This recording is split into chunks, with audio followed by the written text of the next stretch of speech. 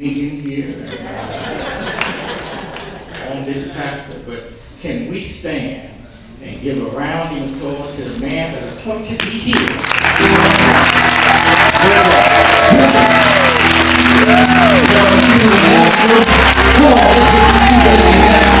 This is the man that appointed me here.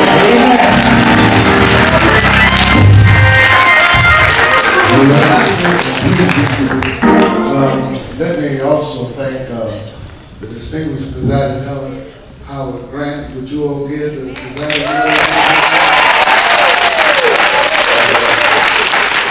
Now to Mrs. Hooper and Miller, to all of you, I'm going to say something about this pastor in a minute. But I want to look back and see these brothers singing this song. Listen, you all are not from New Jersey. That was one of them down home songs. That brother was basing like Joe Williams or somebody. And then I thought he was getting ready to break out. But let me tell you something. I didn't know I had to sneak in here. Reverend Hooper talking about, and the bishop snuck in here. I didn't sneak in here. I came fully clothed and I was walking away. All right. But it's always good to come into a place, in a house of worship, where people are unashamedly black, unapologetically Christian, and people who love the Lord. And I'm telling you, y'all love the Lord. Anybody that love the Lord here, come on. This is the day the Lord has made. Do something praise God. Hey, everybody is glad this morning. Put your hands together and bless his name, for the Lord is good. Listen, we're past the good, please. I just want to sneak in here. But let me say, Reverend Jessica, sense of love, I was in the area, and I wanted to sneak in here. I really want to just pop in just for a second and to see one of the vibrant churches in our district. And sing with you one of them.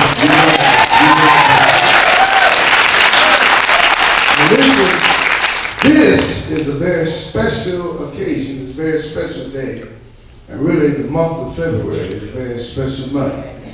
It's Black History Month, the month where we celebrate Valentine's Day, somebody that loves you. It is the month where Richard Allen was born. It's the month all of African Methodism where we celebrate what God has done in our lives and in our midst. And I would think it would be derelict, it would be unbecoming, be in the area and not come to one of the churches really make this district what it is. And obviously, you all love your new pastor.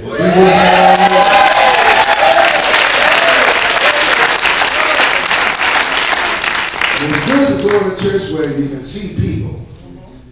You know, some places you go and you ain't hit nobody. It's like a museum. Church is not a museum for saints, it's a hospital for sinners. And really what this brother was singing and talking about, not joking, and I wasn't using some cliches or euphemisms, but I want to say this, brother, when you all were singing that song, it took me back just for a moment. I'll take a second. Because when we used to come to church, you know, people my age a little older, and there's not too many people older than me in here. No, really. When I think about some of the older saints who used to talk about over in the book of Proverbs, you remember said, remove not the ancient landmarks, as our fathers have said. But they talked about when we woke up this morning, and when you all came to this altar, and I looked at everybody that you were making contact with God.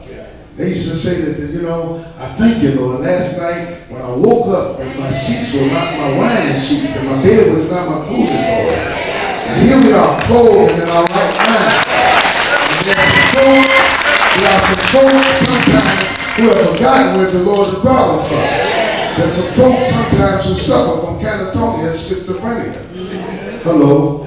There's some folk who have myopic vision. They can't see the forest for the tree. There's some folk that when you think about where the Lord has brought you from, you never get so up in it, you never get so beside yourself. But when you come in here, you can't praise the Lord. So everybody that loves the Lord, every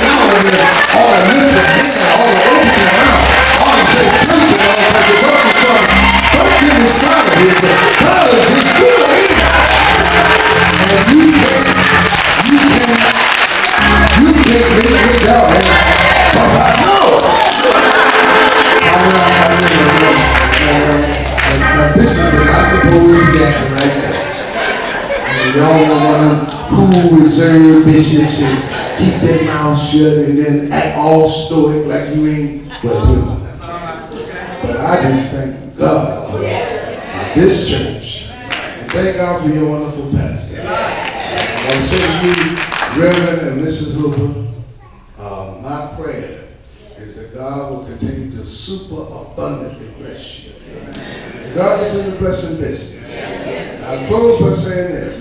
Dr. Grant gave me this, so I'm giving credit to them. But over there in the book of St. John, the 10th chapter and the 10th verse, says the thief comes to steal, to kill, and destroy. And I come that you might have life, that you might have it. See, I'm telling some of y'all come to the Bible, so but to have it. So what my point is, God's agenda is still intact. Don't let anybody fool you. All this stuff of politicians who are granting favors they can't deliver. You got to know that I don't care who get in office. I know who's ruling this world. And God's agenda is still intact. Did I say that right there?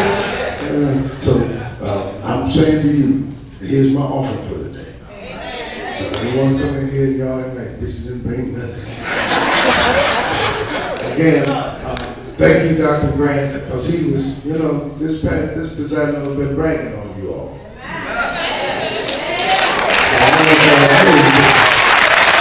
And I can see that. How often do y'all brothers sing? How often do y'all sing? Once a month. Pardon? Once a month. Only once a month? What, the third Sunday? Second Sunday.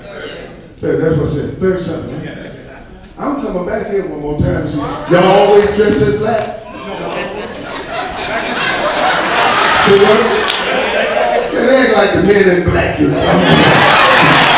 Come on, let's get it on the big head.